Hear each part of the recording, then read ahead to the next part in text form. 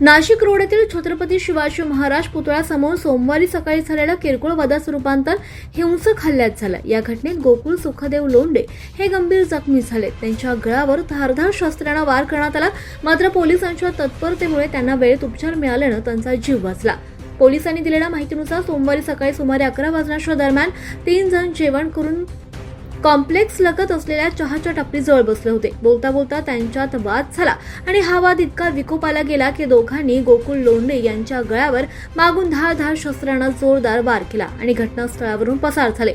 हल्ल्यानंतर गोकुळ लोंढे हे गंभीर जखमी अवस्थेत रक्ताच्या थारोळ्यात जवळपास 2 तास पडून होते। मात्र घटनास्थळी उपस्थित असलेल्या नागरिकांपैकी कोणत्याही व्यक्तीने त्यांना रुग्णालयात दाखल करण्यासाठी पुढाकार घेतला नाही।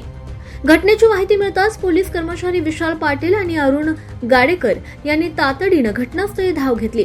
जखमींची प्रकृती गंभीर असल्याचे लक्षात येताच त्यांनी परिसरातील रिक्षा चालकांकडे मदतीची विनंती केली, मात्र कोणाकडूनही प्रतिसाद न मिळाल्याने त्यांनी वेळ न दवडता आपल्या MH15 GR 7729 या वाहनातून जखमीला नाशिक रोड येथील हिंदू हृदय सम्राट बाळासाहेब ठाकरे बिटको रुग्णालयात दाखल केलं। रुग्णालयातील डॉक्टरने तातडीने उपचार करून जखमेवर टाके घातले। वेळेत वैद्यकीय मदत मिळाल्याने गोकुळ लोंढे यांचा जीव वाचल्याचं डॉक्टरांनी म्हटलं।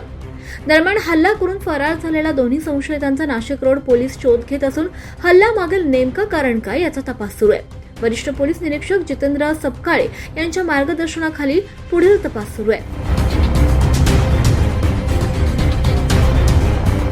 24 लाईव्ह महाराष्ट्रासाठी मुकेश मुंजे, नाशिक।